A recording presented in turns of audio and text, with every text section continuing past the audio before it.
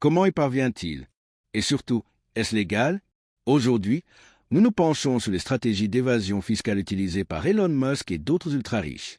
Nous ne nous contentons pas d'aborder la théorie, nous analysons des exemples concrets, exposant les failles du système fiscal et révélant le réseau complexe de manœuvres juridiques qui permettent aux plus riches de ne payer presque rien. Bienvenue dans le manuel secret de l'élite, là où la richesse n'est pas seulement gagnée, mais protégée.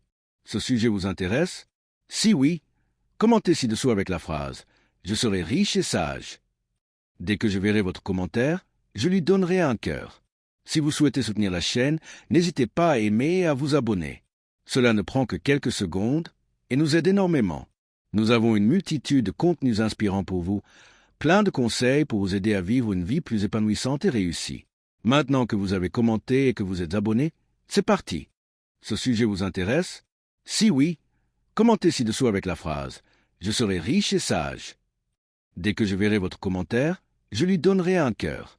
Si vous souhaitez soutenir la chaîne, n'hésitez pas à aimer et à vous abonner. Cela ne prend que quelques secondes et nous aide énormément.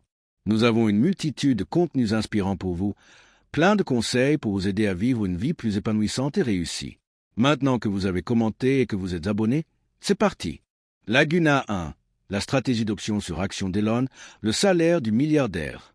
Commençons par la rémunération d'Elon Musk. Contrairement à la plupart d'entre nous, qui percevons un salaire, une grande partie de sa fortune provient des stocks options de Tesla et de SpaceX. Ces options représentent le droit d'acheter des actions de société à un prix prédéterminé dans le futur. La clave está honesto, no tienen que pagar impuestos sobre la renta al recibir esa opción. Las consecuencias fiscales solo entró en vigor cuando las ejerce. Cuando compra las acciones al precio más bajo predeterminado y las vende inmediatamente al precio de mercado mucho más alto. Et esa diferencia se grava como renta ordinaria.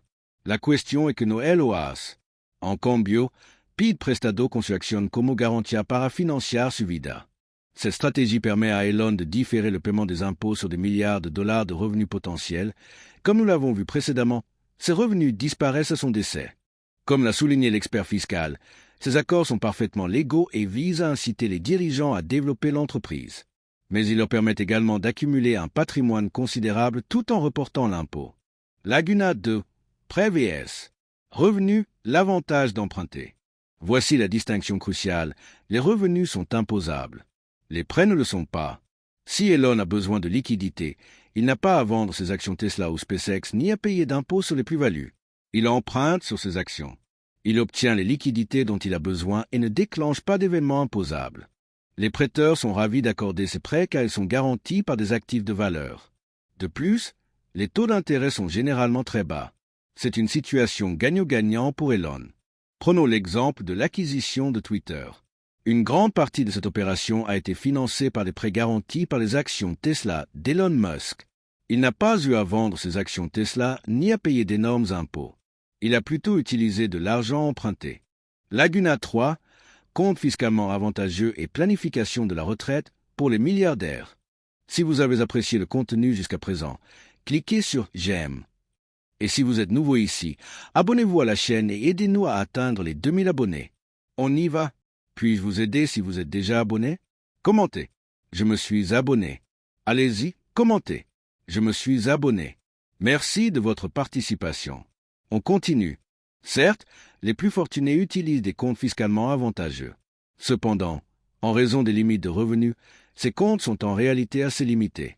En réalité, il existe des comptes de retraite conçus pour les ultra-riches dont nous parlerons plus tard. Les comptes de retraite traditionnels offrent des déductions fiscales sur les cotisations et une croissance à imposition différée. Les comptes roses permettent des retraits exonérés d'impôts pendant la retraite. Cependant, ces comptes sont soumis à des plafonds de cotisation. C'est ce qui les rend inadaptés aux personnes très fortunées. Les avocats peuvent créer des comptes tels que des sociétés d'assurance captive, des investissements immobiliers et des fonds de capital investissement. Lagon 4, le Delaware et les méfaits de l'impôt sur les sociétés.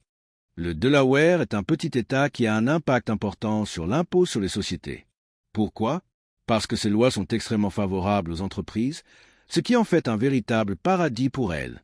De nombreuses entreprises, dont Tesla, sont immatriculées dans le Delaware, même si leur siège social est situé ailleurs. Cela leur permet de bénéficier de la législation fiscale avantageuse du Delaware. Par exemple, Le Delaware n'impose pas les actifs incorporels, tels que les marques et les brevets. Cela peut permettre aux entreprises d'économiser des millions de dollars d'impôts.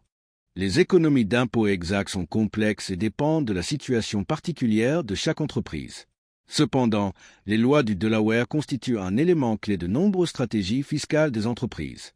Comme nous l'avons déjà évoqué, les paradis fiscaux sont utiles aux riches et ils peuvent être le fait d'une société ou d'une fiducie. Laguna 5. La philanthropia como évasion fiscale, la laguna de la déduction caritativa. La philanthropie est une noble cause, et de nombreuses personnes fortunées font des dons généreux à des organismes caritatifs. Cependant, les dons de bienfaisance offrent également d'importants avantages fiscaux. En faisant un don à un organisme de bienfaisance agréé, vous pouvez déduire le montant de votre don de votre revenu imposable. Cela réduit votre impôt à payer. De plus, si vous faites don d'actifs ayant connu une plus-value, comme des actions, vous évitez de payer l'impôt sur les plus-values. Elon Musk, comme de nombreux milliardaires, possède sa propre fondation caritative. Cela lui permet d'orienter ses dons vers des causes qui lui tiennent à cœur tout en bénéficiant d'une déduction fiscale. Bien qu'il n'y ait rien de fondamentalement mauvais dans les dons de charité, certains critiques soutiennent que la déduction pour dons de charité est une échappatoire qui permet aux riches d'éviter de payer leur juste part d'impôt. Allez maintenant dans la section commentaires, écrivez ce que vous avez enseigné. Puisque vous avez commenté, continuons. Laguna 6, la stratégie acheter, emprunter, mourir, revisiter, avec Elon en tête. Vous souvenez-vous de la stratégie acheter, emprunter, mourir? Elle est particulièrement pertinente pour quelqu'un comme Elon Musk. Il possède d'importantes quantités d'actions Tesla et SpaceX, dont la valeur continuera probablement de s'apprécier. Il peut emprunter sur ses actifs comme garantie pour financer son train de vie sans payer d'impôts. Et à son décès, ses héritiers hériteront de ses actifs avec une base d'imposition majorée, supprimant ainsi toute obligation fiscale sur les plus-values. Cette stratégie vous permet de transmettre une immense richesse aux générations futures, pratiquement en franchise d'impôts. Laguna 7, l'éthique et l'avenir de la réforme fiscale. Est-ce juste? Est-ce durable? Les stratégies fiscales que nous avons analysées aujourd'hui sont parfaitement légales, mais elles soulèvent d'importantes questions éthiques. Les plus riches devraient-ils pouvoir éviter de payer des impôts alors que la classe moyenne et la classe ouvrière en supportent l'essentiel? Le débat sur la réforme fiscale prend de l'ampleur. Certains affirment qu'il faut simplifier le code des impôts, supprimer les niches fiscales et augmenter les impôts des plus riches. D'autres soutiennent que les baisses d'impôts stimulent l'investissement et la croissance économique. Le débat est loin d'être clos. En fin de compte, l'avenir de la politique fiscale dépend de nous. Nous devons nous informer, participer au débat et exiger un système fiscal juste et équitable pour tous. J'espère que la vidéo d'aujourd'hui vous a apporté des informations précieuses pour votre parcours financier. En guise de remerciement, laissez un commentaire indiquant « J'ai regardé la vidéo jusqu'au bout, alors donnez-moi un cœur ». Lorsque je verrai ce commentaire, je vous en donnerai un. Pour réussir, suivez ces 3 étapes importantes. 1. Aimez cette vidéo. 2. Abonnez-vous à cette chaîne.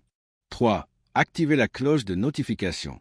Ce faisant, je vous fournirai gratuitement chaque semaine des informations qui changeront votre vie. Ne manquez pas les prochaines vidéos où nous partagerons d'autres informations précieuses. Je vous demande simplement de vous abonner. Merci, j'apprécie vraiment. N'oubliez pas de regarder notre prochaine vidéo et de la partager avec vos proches pour les inspirer à réussir. Elle pourrait aider quelqu'un à atteindre ses objectifs financiers. Merci d'avoir regardé la vidéo. Si vous l'avez trouvée instructive, n'hésitez pas à aimer et à vous abonner. Partagez vos impressions dans les commentaires. Continuons à en discuter. À bientôt!